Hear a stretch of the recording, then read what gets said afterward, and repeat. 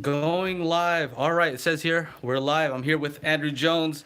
Hi Um, guys. if you're watching this later on and you miss your opportunity to talk with or ask your questions for Andrew, well, that's a reason for you to turn on the post notifications for my channel.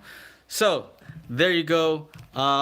Let's see here. We'll wait for a few people to get in here. But Expono, that was how was it? For us, it was very good. Yeah. Thoroughly enjoyed it. Yeah. So, I mean, it's a big show, and I don't know as a visitor whether you can actually get around all of the show. For me, I don't really get much of an opportunity to look around the show because I'm in my room as usual, Yeah. demoing, and I like doing that. I think everyone knows that I like. Yeah. You were talking, and you seemed to be having a good time with everyone. Yeah. And we had the two rooms this year. So we had our room with the Navis speaker, but the floor standard version of it.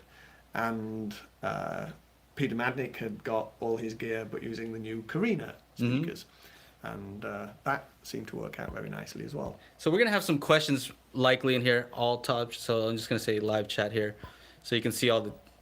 You at ELAC HQ. Yes, Brian, thank you. You're the one who told me about this place, so thank you. Shout out to you. Yes, we are live. You're here in 10:48 in Paris. All right. Whoa. Oh, Yeah, so ask your questions for the I man wish here. I was in Paris. Yeah, no, me too, right? Never Except for the been. weather. So, yeah, we got 16 people in here as of right now. Okay.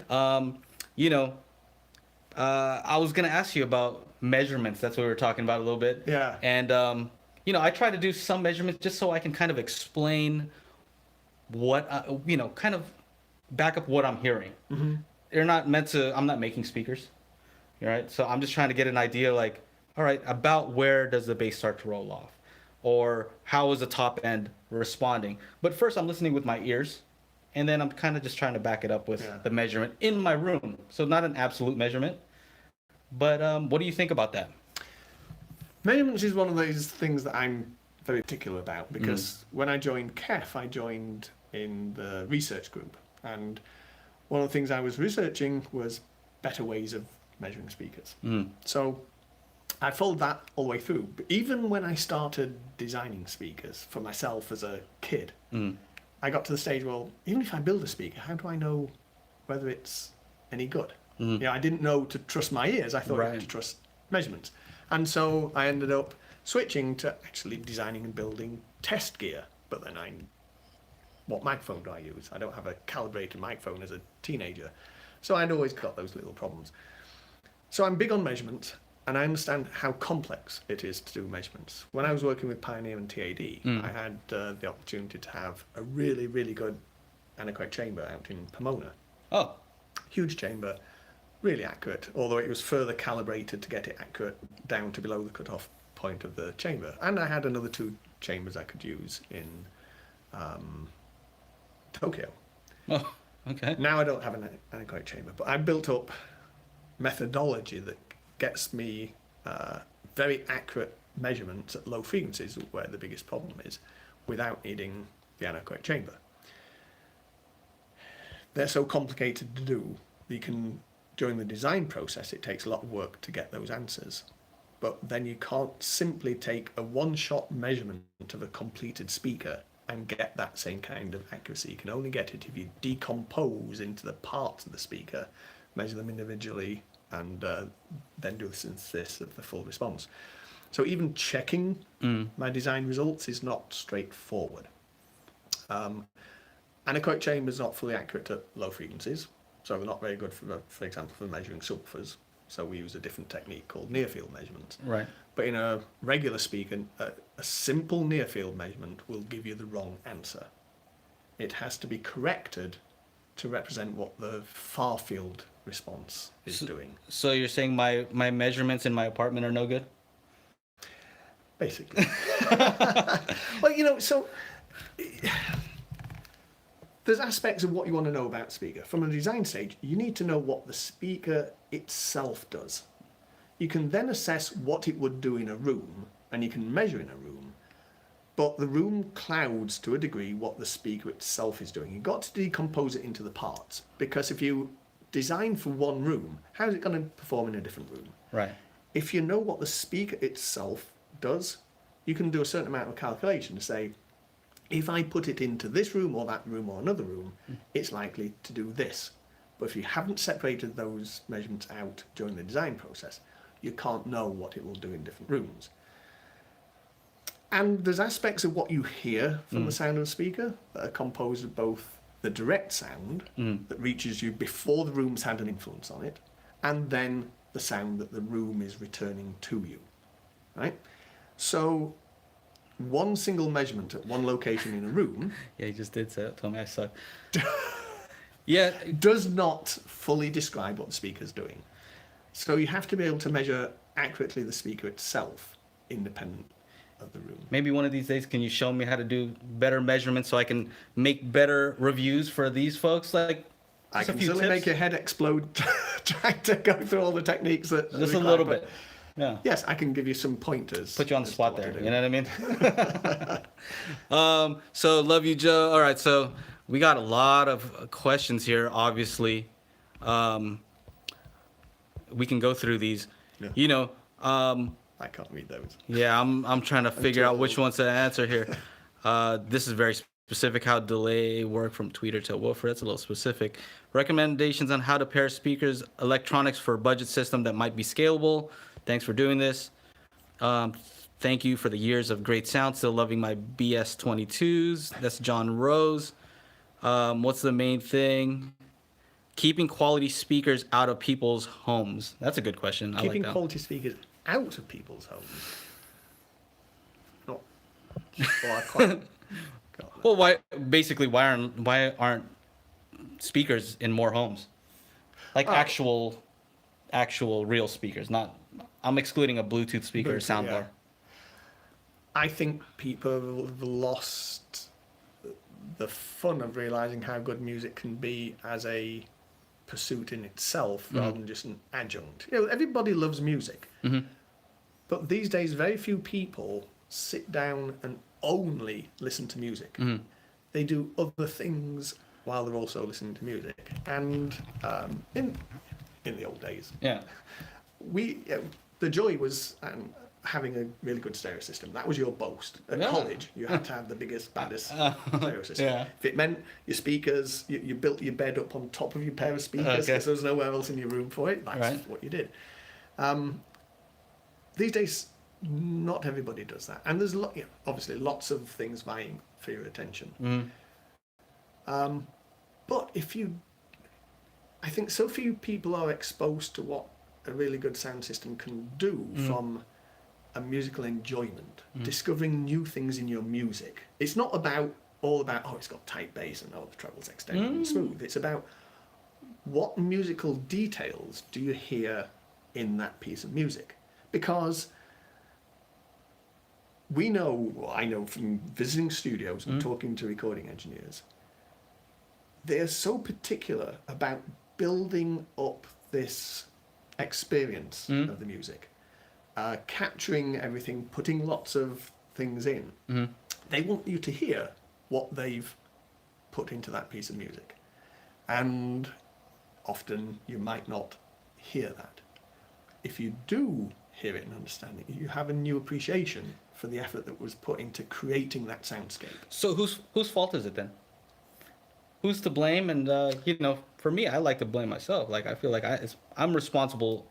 I want to take responsibility for helping others get good sound into their homes. Like what's the shift? What happened?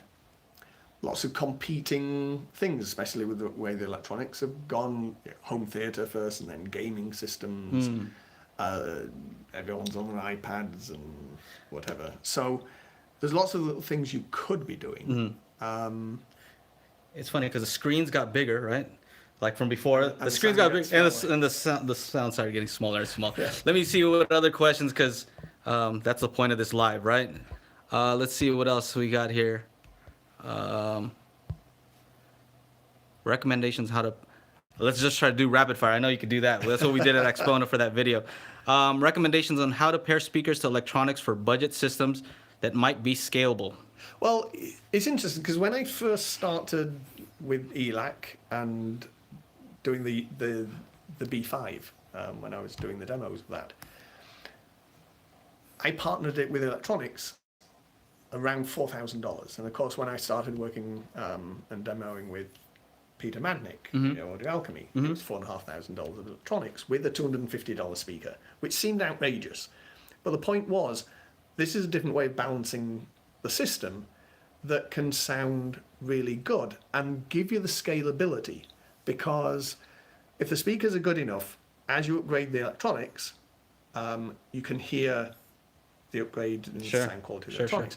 If you start off with good electronics and partner it with low-cost speakers, they can still give you a sense of what those electronics can do. Right. Then, as you upgrade the speakers, you've already got the good electronics to go with them. That sounds like your spiel for the Navis. Well, but, one of the things about this was that at the time when I started with this ELAC operation, let's say we only had a $250 pair of speakers. All right. So if you've got more money to spend on a system, get the electronics now with the starter speakers. Then by the time you want to upgrade, I've designed my next more expensive speakers. So you buy those. And then by the time you want to upgrade again, you can go and buy my yet more expensive speakers. So you can continually upgrade by staying with my speakers. So kind of altruistic kind of way of looking at it. But let's see here. Thanks. Okay. For future speakers, is Andrew going to continue using air motion transformers or traditional material? Well, of course, the new Carina speaker uses AMT. My first time ever that I've used an AMT, so that was an interesting exercise. And because ELAC has been traditionally in the markets overseas about AMT type tweeters, then it's definitely a direction we will continue to be going in. But it doesn't mean I'm switching over to AMTs and forgetting domes or concentric drivers. So that's Break the Loop. Andy, thank you. David Carlson says, AJ, thanks for making great, inexpensive, expensive, and the in-between speakers. Brian says, love my UB5s, as do I. David Carlson said, AJ just told Joe he sucks. Yes, he did. What's Andrew's opinion? And that's on camera. You should see what we say to him on camera. Let's see. What's Andrew's opinion on Wilson's strategy of physical movement adjustments to attain time alignment versus concentric design a la KEF or ELAC? Just stop me if there's any of these that you really want to answer. I'm not going to really so much comment on what other people are doing, like Wilson. Different people have different approach, and their approach to time alignment is theirs. Not so much needed when it's a concentric driver. I have my approaches. Right. Oh no. Kenneth says, Andrew, have you considered making higher efficiency speakers around 90 dB or higher? Is it very difficult or expensive? Like some of the people claim to? Yeah.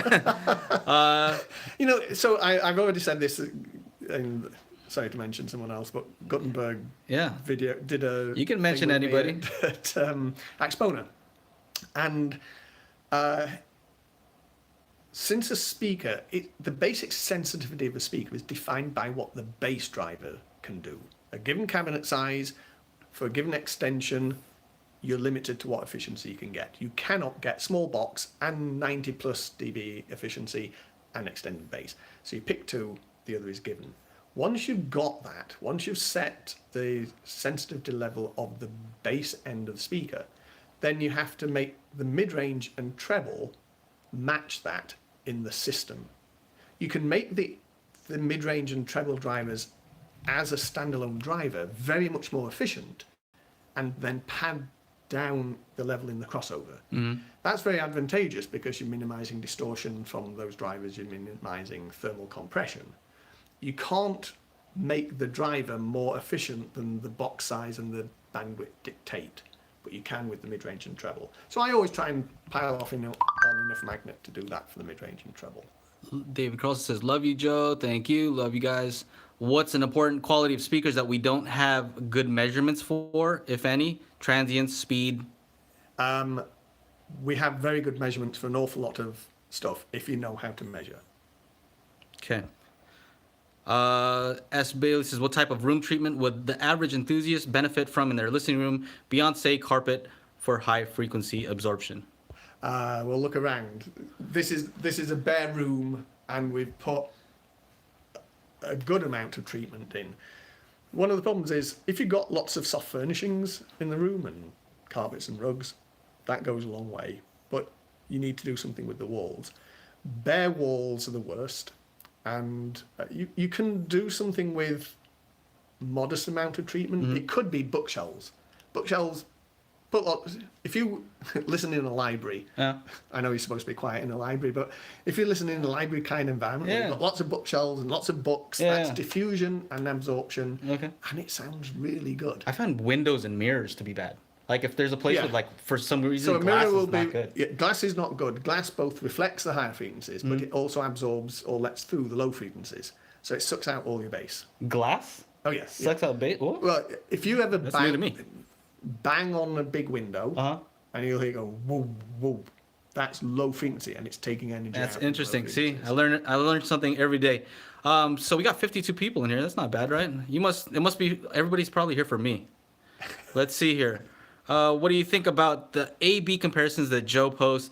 I know that it isn't a way to demonstrate an individual speaker, but comparison. You can tell the delta from one to the other. So I don't know if you've watched any of my reviews, but I do a sound demo where I do I put a mic close up, and then I play the reference track, right?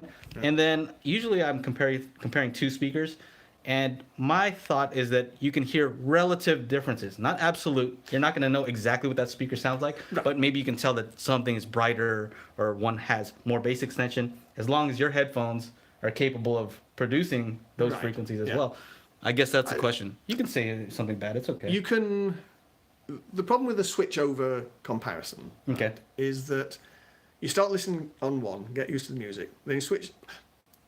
Part of it is the difference between listening to differences and getting a preference. So an instant switchover will very clearly show differences. But if you started by listening to one and then you switch over, the other obviously sounds different, but which one's right?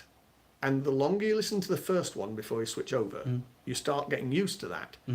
So when you listen on the switchover, it's kind of wrong. Then you listen to that for a while, switch back, go, oh, now the first one's wrong. Right.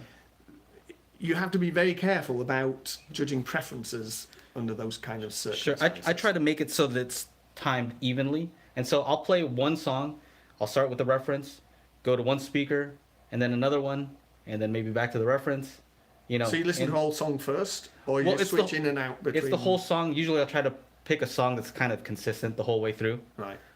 Consistent bass line or whatever. Yeah. And then it'll switch like boom, boom, boom. Sometimes I do a blind test where I don't say what the speakers are, and I say which one do you kind of like better, and then later on I'll show the speakers. Well, of course, the other thing to watch for when you're doing switchovers is where you place the speakers, because the room influences the sound of the speakers. So whenever you're doing, if you're kind of documenting what you're doing, what you should do is document the differences with, like here, one speaker next to the other. So the small speaker is to the outside of the big speaker. Then you repeat the whole process, but you swap their locations, right? And listen again, because the location will affect how it sounds. Sure. And especially in the bass. And because bass balance is not always just perceived as, it's got more bass. You can also have a feeling that, there's it doesn't seem to have as much high frequency energy. Because it doesn't in comparison to the amount of bass energy it has. So... And I think it's probably important to know that maybe one speaker based on the size or the shape or the port might interact with the room differently, even if I have it in the same exact location. Yes. And so that's what I try to tell you guys. My sound demos aren't absolute. They're relative, and I think it kind of gives you an idea. I went to a showroom yesterday where they had a bunch of floor standing speakers all laid out, right? They had them all laid out here. And the one on the end was like closer to the wall. Yes. So when I do it, like I'd play them, I'm like, those sound, they had a null going on, I think. And so they're like, these don't have as much bass. Right. And so a lot of people say, well, go listen in person, right? In reality, you need to listen to those speakers in your room. You have to have time with them, because even in a place, actually listen to them, I'm still not getting the exact representation of what those speakers can do. Right. So there's lots of ways to mess up. I mean, think about, compared to any other part of the chain, loudspeakers don't exist. Sound from loudspeakers doesn't exist in its own right. You don't listen to speakers in an anechoic chamber. You listen to them in your room. And so they'll only sound... The only judgment you can make is what they sound like in your room. This is so funny. If Andrew wasn't working in audio, what might his career in an alternative timeline? I often fancied being a woodworker. Yeah. Oh, nice. Furniture. Looking forward to listening to ELAC Navis ARF51s tomorrow. ARB not available yet in the UK, and that was from AJ Malka 07. Simon says, Andrew, how does your design philosophy different from other prolific engineers like Paul Barton? Nice, yes, high efficient. I mean, yeah. Paul and I have got a great relationship. Really love Paul, and we've got broadly similar goals. You know, lots of measurements, base it from that, but then you voice it afterwards. But I like concentric drivers, so that would be one main difference between myself and Paul. Somebody said John Rose is a big 95 dB watt efficient AJ monkey coffin with 15-inch drivers, please. Ryan says, I love my Canton Vento 890.2s. Just curious what Andrew's general opinion of Canton speakers, their sound quality. You guys are always asking, like, what does he think of other brand speakers? Yeah, that's which a is tough kind question, of, right? Yeah, I try not to. I have some of my favorites, but I generally don't. Yeah, he likes Comment. TAD speakers, right? Yes, I think TAD. Right? Yeah, that guy, whoever designed those is pretty all right. Wow, this is a great answer, Glass. I almost named my newborn Andrew Jones. His name is AJ. That was from Andre Hall. Marcelo says what he thinks about Bose. Thanks, big smiley face. Elbreeze says, hello, Mr. Jones. Just wanted to say very much enjoy the sound of your speakers. I listened to the 10,000 Pioneers a couple years ago, designed after TAD. Thanks for making sound better. This is very small text, so sorry if I'm super close to this. Middle name ELAC. Anytime you want to just jump in and answer some of these, yeah. Yeah. Are there plans for a Unify 2.0 series speaker? I'm always designing new stuff, so. Excellent question. DJ Apache says, what is the plan with Audio Alchemy other than the new line introduced? You guys are trying to get the scoop or what? Yeah, some things I'm not going to answer in that. But Peter is busy. Let's. Is the tweeter in the original debut series the same one that you use in the Unify series? No. Johnny P.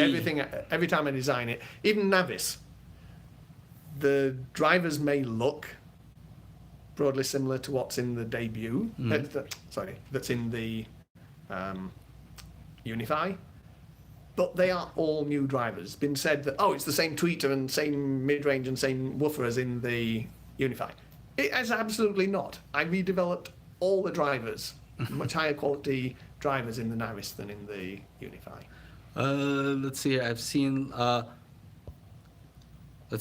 I've seen lately smaller speakers with radiators in the back. Debut. I'm just trying to find Hoffman's Iron Law. Okay, we speaker. All right. We're almost 30 minutes in. We were only supposed to do this for 10 minutes. So I talk too much. You guys let's see. know that. Do you have any collection of speakers at home? I do. All right. Quite a collection of speakers. We'll do the last question right here. So sorry, I could stay here all day, but this man's busy. He has to make speakers for you guys.